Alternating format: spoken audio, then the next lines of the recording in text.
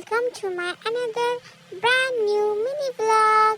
हजुरहरूलाई फेरि पनि स्वागत छ मेरो नयाँ भ्लगमा। आई होप हजुरहरू सबैजना सन्चै हुनुहुन्छ होला। म पनि फिट एन्ड फाइन छु। हजुरहरूलाई सधैँ एउटै कुरा के देखाइराख्नु पटी गरेको फ्रेस भएको भनेर, त्यही भएर आज चाहिँ मैले उठ्ने बित्तिकै फ्रेस भए अनि म गए बाबासँग घुम्न। चिरिचट्ट परेर हेर्न सक्नुहुन्छ बाहिर चाहिँ धेरै घाम रहेछ आज बिहान बिहान नै, त्यही भएर यसो यताउता घुमेर चाहिँ हामी यहाँ नजिकैको छिमेकी पसलमा गएर कुर्न थाल्यौँ, गाडीहरू मोटरहरू हेर्न थाल्यौँ। अनि साथीहरू आज म चाहिँ कस्तो देखेको छु स्ट्रबेरीवाला नानामा, यो चाहिँ मेरो माले पठाइदिनु भएको स्ट्रबेरीवाला नाना हो। कस्तो देखेको छु रिभ्यू दिन चाहिँ नबिर्सिनु होला है साथीहरू। मेरो बाबाले चाहिँ मलाई उठाएर थाकिसकेपछि एकैछिन साइडमा बसाल्नु भयो अनि एकैछिन के बसेको थिएँ अनि आउनुभयो मेरो प्यारो भरत दादा अनि उहाँले मलाई गर्दै हुनुहुन्छ टिकल टिकल हँसाउनको लागि, हेर्न सक्नुहुन्छ। अनि थाहा छ साथीहरू यो दादाले यस्तो राम्रो गाना गाउनुहुन्छ नि, यहाँले सधैँ मलाई गानाहरू गाएर सुनाएर इन्टरटेन गर्नुहुन्छ। अनि मैले भने आज पनि गाएर सुनाउनु न दादा भनेको त भरत दादा त लाज मानेर उठेर गइहाल्नु भयो भिडियोग्राफर देखेर। अनि एकैछिन बाबा र म गफ गर्दै बसिरहेको थियौँ, त्यसपछि आउनुभयो यहाँ बुढो अजीसँग के कुरा गर्न लागेको थियो। मामुले त भाइलाई पनि लिएर आउनुभयो चिरिचट्ट पारेर रेडी बनाएर। अनि यहाँ अजीले चाहिँ मलाई आउ न यासु मसँग भन्दै हुनुहुन्थ्यो, तर म चाहिँ मानेन।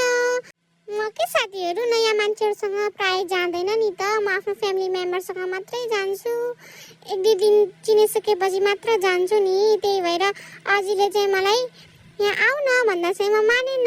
अजीलाई चित्त बुझेन मलाई हेरेर अनि अजीले फेरि मलाई गफगाफ गरेर फकाउँदै हुनुहुन्थ्यो। अजीले चाहिँ मलाई कुराकानी गरेर फकाइहाल्नु भयो अनि फेरि मलाई अजीले आउ न भन्दाखेरि चाहिँ म गइहालेँ। एकैछिन बसेँ म अजीसँग अनि अजीको रहर मेटाइदिए। अनि उतापट्टि हेरेको त मामुले भाइलाई पो लिनुभएको रहेछ अनि मलाई फिल भयो जेलेसी। त्यसपछि मामुले फेरि मलाई लिनुभयो अनि हामी दुई भाइ चाहिँ मामुसँग बसेर खेल्न लाग्यौँ। खेल्नुको साथसाथै हामीले बाटोमा हिँडेका विभिन्न चिजहरू चाहिँ हेर्न थाल्यौँ। एकैछिन पछि चाहिँ हामी गयौँ बोर, त्यसपछि गयौँ फेरि तल। यता चाहिँ बाबाले लगाउनु भएको थियो गाना अनि म गानाको धुनमा चाहिँ हल्लिरहेको थिएँ, झुला झुला गरिरहेको थिएँ, हेर्न सक्नुहुन्छ। मलाई चाहिँ गानाको धुनमा यसरी हल्लिन चाहिँ साह्रै मनपर्छ नि साथीहरू। नाच्नुको साथसाथै त्यहाँ साइडमा हेर्न सक्नुहुन्छ मलाई चाहिँ बाबाले मेरो नयाँ टोय ल्याइदिनु भएको छ कलर पिरामिड। यो चाहिँ मलाई साह्रै मन पर्यो। हजुरहरूले सोचिराख्नु भएको र यासु यस्तरी शान्त कसरी बस्न सकेको छ, तर म एकैछिन मात्र शान्त बसेको थिएँ नि त। अब हेर्नुहोस् फेरि मेरो बदमासी सुरु भइहाल्यो। मलाई अलिकति सपोर्ट पाउने बित्तिकै म चाहिँ यहाँ उभिन थालिहालेँ मुरामको माथि। त्यहाँ चकचक गरेर लड्छु कि भन्ने पिरले चाहिँ मेरो बाबाले चाहिँ नयाँ राइम्स बजाइदिनु भयो, कागदाजै भन्ने। अनि उता चाहिँ मेरो भाइले म पनि हेर्छु भन्दै चाहिँ मलाई तान्दै थियो अनि हामी दुई भाइ मिलेर चाहिँ हेऱ्यौँ। हामीहरू चाहिँ चुप्प लाएर हेरिरहेको थियौँ। बाबाले चाहिँ यही मौकामा फ्री सफा गरिहाल्छु नि त भनेर कि जानुभएको थियो। म चाहिँ बाबाको नजिक क्रल गर्दै बाबानिर जान थालेँ, हेर्न सक्नुहुन्छ बिस्तारै बिस्तारै। अनि त्यहाँ साइडमा हेरेको त नयाँ कुरा पो देखेँ, कलश अनि त्यहाँ पानी पनि रहेछ। यसो के हेर्दै पो थिएँ मैले, त्यो त बङ्गै पो लड्यो अनि पानी भयो। अनि म लागेँ त्यो पानीसँग खेल्न, मलाई चाहिँ यसरी हिलोसँग खेल्न त साह्रै मनपर्छ। अनि बाबाले मलाई हिलोसँग खेलेको देखेर फोहोर हुन्छ भनेर उठाएर यता राखिहाल्नु भयो। त्यहाँ राखेर चाहिँ मेरो हात खुट्टा मुख सब धोइदिनु भयो अनि मलाई नाना चेन्ज गराइदिनु भयो। नाना चेन्ज गरेको एकछिन पछि म फेरि गएँ त्यहीँ अनि हिलोसँग खेल्न लागेँ। हेर्न सक्नुहुन्छ मेरो हात खुट्टाभरि माटो लागेको छ। यो देखेर मेरो मम्मी बाबा चाहिँ फायर हुनुभयो अनि मलाई गाली गर्दै सफा गर्नुभयो फेरिबाट। अनि सफा के गर्दै थियौँ यसो माथि हेरेको त त्यहाँ त प्यारटहरू पो आएको रहेछ, टुपी सल्लाको पातहरू खानको लागि। हेर्न त कस्तो राम्रो प्यारोट। म चाहिँ चराहरू हेर्दै प्यारोटहरू हेर्दै रमाउँदै थिएँ। माथि चाहिँ अर्कोतिर आयो गाडीको आवाज अनि गाडी हेरेको त त्यहाँ त मेरो बुवा पो आउनु भएको रहेछ नेपालगञ्जबाट सामानहरू लिएर। अनि हेर्न सक्नुहुन्छ बुवाले चाहिँ के ल्याउनु भएको रहेछ, ग्रोसरिजहरू अनि कटर।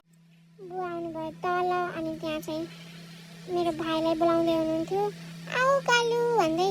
अनि कालु चाहिँ मक्ख थियो बुवालाई धेरै दिन पछि देखेर। बुवा पनि मक्खै हुनुहुन्थ्यो आफ्नो नाति राजालाई देखेर। अनि त्यसपछि आउनुभयो बुवा भित्र अनि कुर्सीमा बसेर मलाई बोलाउँदै हुनुहुन्थ्यो, ए डुल्ली भन्दै आऊ न मसँग भन्दै। अनि म चाहिँ नै जाम कि नजाम भन्दै गइहालेँ बुवासँग। अनि धेरै दिनपछि देखेर होला मलाई अनौठो लाग्दै थियो, त्यही पनि म मानिहालेँ बुवासँग। अनि यहाँ बुवाले चाहिँ नयाँ खेलौना ल्याउनु भएको रहेछ। त्यसमा चाहिँ मेरो भाइ बसेर खेल्न पो थालेको। भाइलाई चाहिँ साह्रै मन परेर घरि यता घरि उता गर्दै खुट्टाले खेलाउँदै थियो, घुर्काउँदै थियो रमाउँदै। त्यसपछि पालो आयो मेरो अनि म पनि खेल्न लागेँ त्यसमा चढेर। खुट्टाले घुर्काउँदै सर्काउँदै ट्राई गर्दै थिएँ, म पनि एक्सप्लोर गर्दै थिएँ कसरी घुर्किँदो रहेछ भनेर। हेर्नु म चाहिँ कसरी घुर्काउँदै थिएँ। अनि अघि हेर्नु भएको थियो नि साथीहरू, बुवाले कटर ल्याउनु भएको थियो। अनि साँझ चाहिँ तरकारी के खानु भनेर सोच्दै पो थियौँ। अनि बुवाले भन्नुभयो अब आज चाहिँ हामी कटर खाने भनेर। अनि बुवाले यहाँ कटर काट्न लाग्नुभयो। कस्तो मजाले काट्नु भयो बुवाले कटर। अनि मामुले बनाउनु भयो मिठो मिठो कटरको सब्जी। हेर्नुहोस् कस्तो मिठो देखेको छ कटरको सब्जी होइन त गाइजहरू। अर्कोतिर चाहिँ मेरो ठुलो मामुले बनाउँदै हुनुहुन्थ्यो क्रिस्पी कटरको पकौडा। हजुरहरूले ट्राई गर्नु भएको छ कि नै कटरको पकौडा? प्लिज एकचोटि ट्राई गर्नुहोस् है। कटरको पकौडा चाहिँ साह्रै मिठो हुन्छ मेरो ठुलो मामुले बनाएको। अर्कोतिर चाहिँ हामी दुईजनाले मामुलाई चाहिँ गर्दैथ्यौँ परेशान।